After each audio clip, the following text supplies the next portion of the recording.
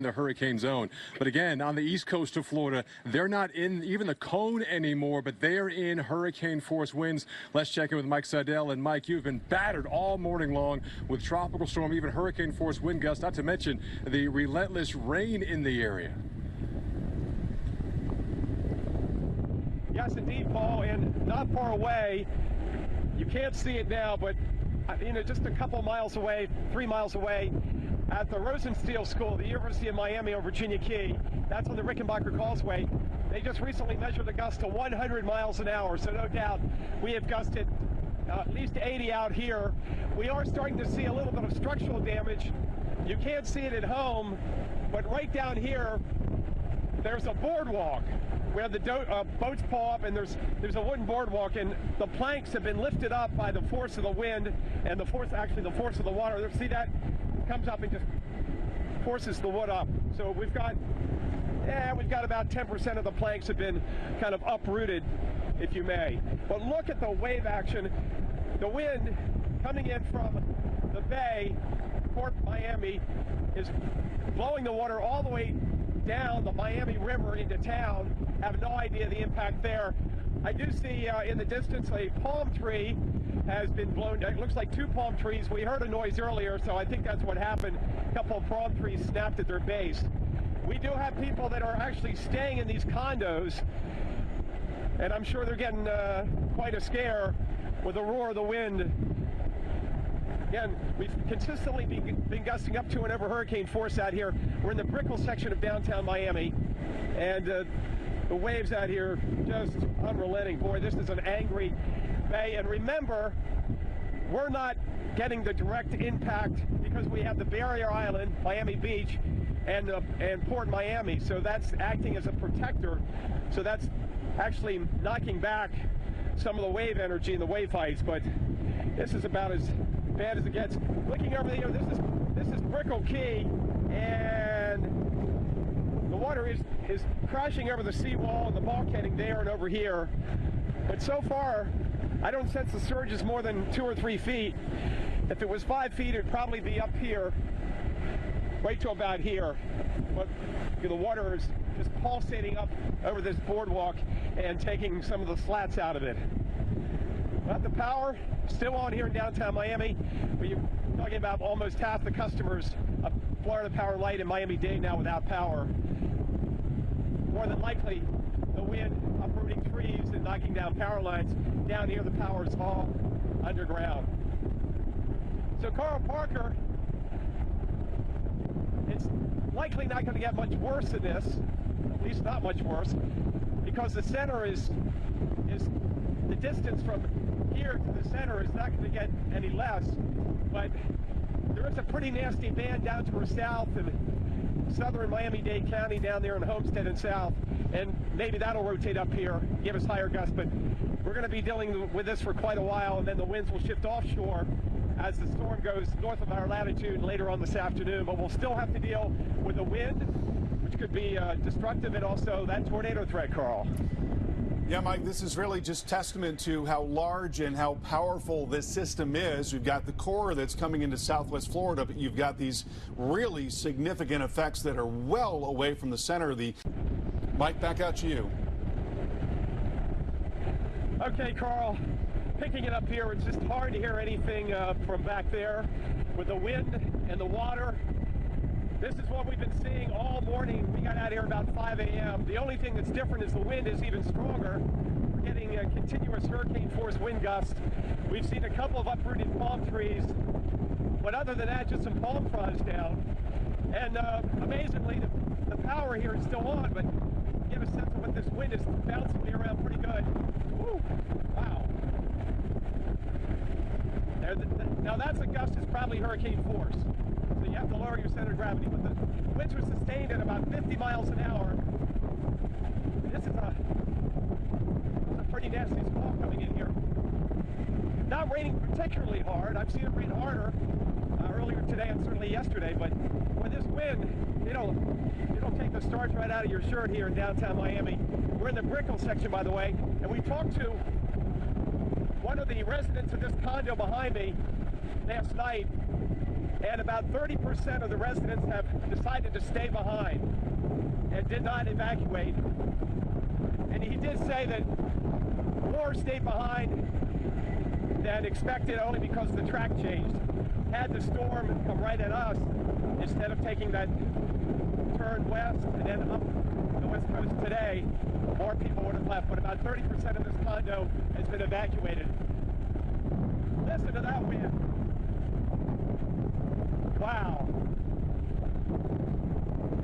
This is, from my count, this is my 65th tropical storm and hurricane. I've been at the Weather Channel for 25 years, 65. And this is about the strongest wind I've taken. Of course, if it gets any stronger, I'd have to get to a safer spot, or I'd have to hang on to a palm tree. But this is pretty vicious right now. And these bands rotating in, and we're not even close to the eye wall in the center.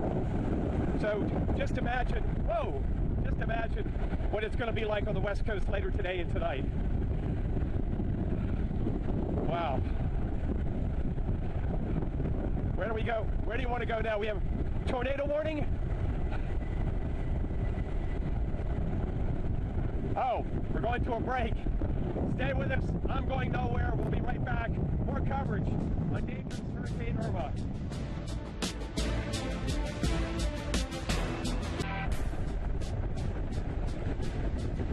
Good morning from Miami, Florida. I'm meteorologist Mike Seidel, and this is what we're waking up to on a Sunday morning in South Florida.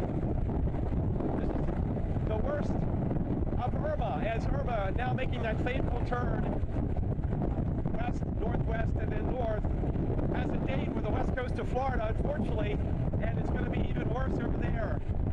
With that said, just a few miles away on Virginia Key at the University of Miami Rosenstiel Center, that's where they have the wave pool and atmospheric science, and they measured 100-mile-an-hour gust in the past hour, and we're just a stone's throw away from the causeway, the Rickenbacker. So give a sense of how windy it is here.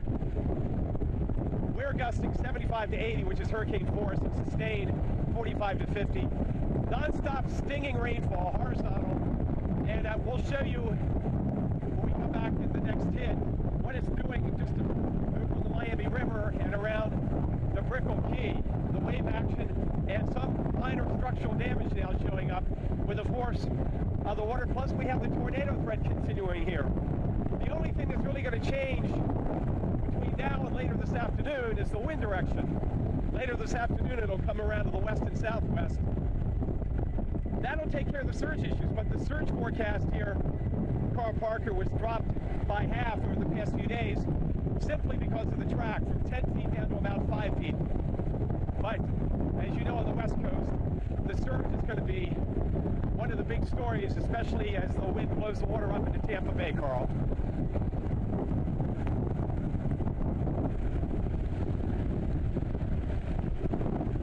Okay, I'm sorry. We're going to Paul. I'm sorry. We're going to Paul Goodlow. All right, thanks. My fault. We're going to Paul Goodlow over in Naples. And Paul, I know you're out on the beach right now, but I know that won't last much longer. Paul, take it away. Exactly, Mike. We're moments away from low tide here, and this. Let's get out to Mike Seidel right now. He's been seeing some of the strongest winds that he's seen since covering storms. And Mike, tell me, where is all of that water coming from? Is that surge that's coming up and into the city there? Yeah, this is primarily fresh water. We're getting some overspray from the bay. This is primarily fresh water. They're working on the drains, and you know, Miami is always subject to those king tides, but this hasn't come up much this morning. What I want to do is I want to take you to the other side. We're just going to walk through this parking lot. Whoa. I could feel that one. Okay, we're going to walk around here. Chris Harrison's my photographer. He's the guy behind the scenes keeping us on the air. I mean, it's hard to keep this audio, so we've had to go, as they say, hardwired because of the rain and the wind. So, watch out there, Chris. So we're back here. This is our protection. No wind, no rain. We've got the two vehicles. We've got the Weather Channel vehicle right here. So We got this big concrete structure, so we're safe, but I want to show you what we deal with on the other side. We'll get back out in the wind. I want to show you what's going on here in the bay and the water getting blown up the Miami River. As soon as you get over here, boy, you're right back in the wind. I want to keep Chris protected. Here we go. Chris, you stay. And now we're back on the other side of the building. And what you're seeing here is the force of the wind pushing the water up the Miami River. And we're getting some overwash here.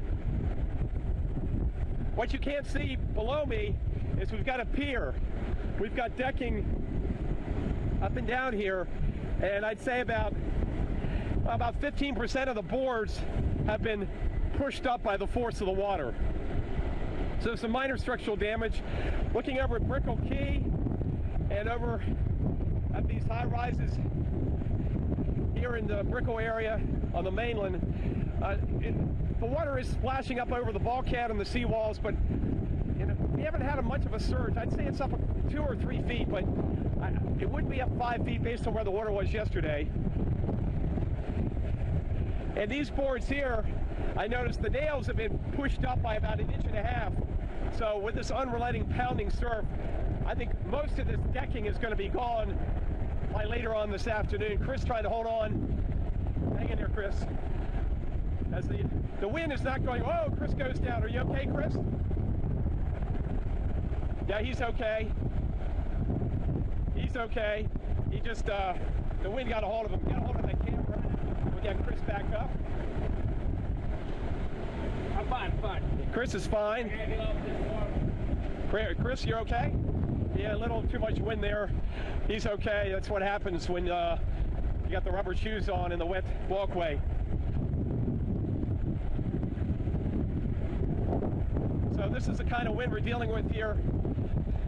We'll come back in here and get out of the wind.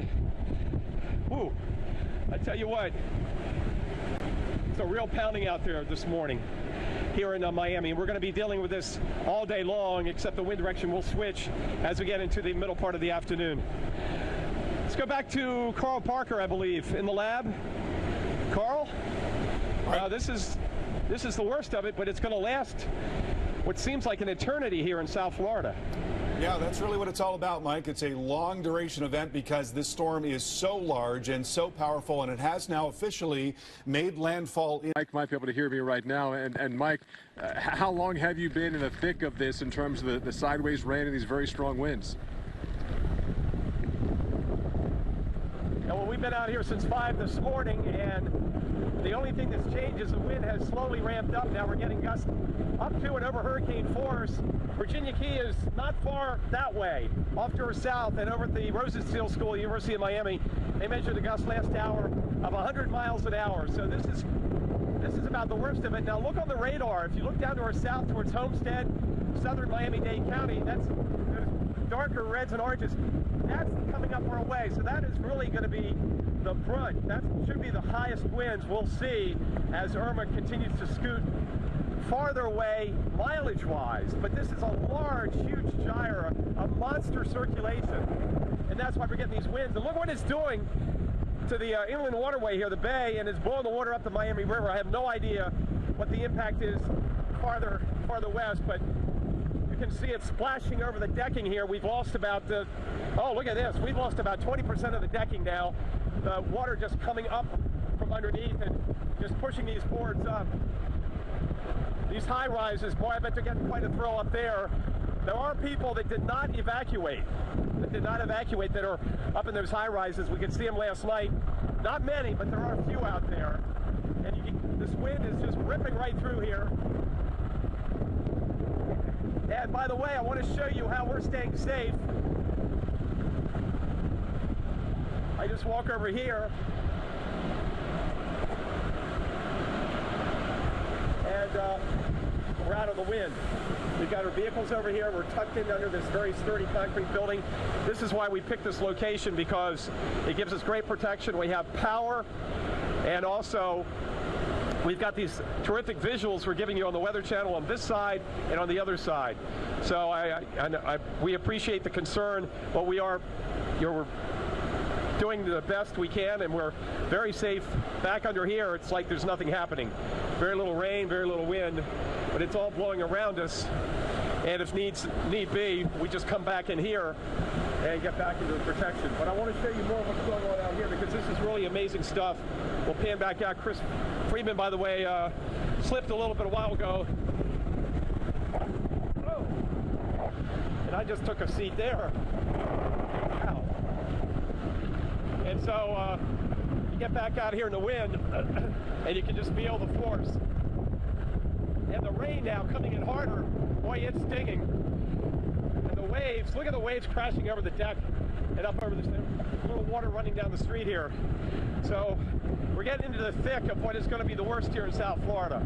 Let's go back to Carl Parker in the lab, more analysis. And one thing I've heard much of lately are tornado warnings. I know we're still under a tornado watch till at least noon. They'll likely extend that. Carl? Yeah, that's right, Mike. That's an ongoing threat. In fact, there is a tornado warning to tell you about right now for Palm Beach County. And back here live in Miami this morning in the Brickell section, I'm meteorologist Mike Seidel. We're taking the worst that Irma has for this part of the state, but it's going to be even a more dangerous hurricane over on the west coast as we roll through today and tonight. It's making that turn that's going to go right up the coast. Where it goes in remains to be seen. Is it south of Tampa Bay, north of Tampa Bay, Cedar Key, Appalachia Bay? It doesn't really matter, because it is going to, overall, it's still going to pile that water up. This is what we have here. Speaking of the bay, Key Biscayne over that way, over the other side of the causeway. This is the Miami Kite, I believe, coming off Port Miami and then blowing the water up into the downtown Miami area. And look at the waves crashing over the seawall. And look at this. Look at this in front of me. We've had some of the pavers here that have dropped down because of the force of the water. So we're seeing that happen, and we've lost about 20-25% of the decking. There's a boardwalk right on the other side of the seawall. Other than that, we haven't had a tremendous surge. I think it's up a couple of feet. Based on where the water was yesterday, 4 or 5 o'clock, it's come up a couple of feet. But it's this wave action, it's just amazing. And remember, we're not getting the full brunt. Imagine what the waves are like out on Miami Beach and right up into Fort Lauderdale, because we've got Miami Beach as a barrier island. We also have Port Miami behind me, off to the east, kind of blocking the wave action. Not blocking the wind by no means, because we're still gusting above hurricane force. We had that gust an hour and a half ago over on Virginia Key at the University of Miami Rosenstiel Center, Rosenstiel School, of 100 miles an hour. Carl Parker, we've got a long way to go, but one thing is for sure, it won't get much worse than this here. It's just going to be unrelenting for at least 4 or 5 more hours until we get the storm farther away from us and we get into some of the weaker bands later on today and this evening.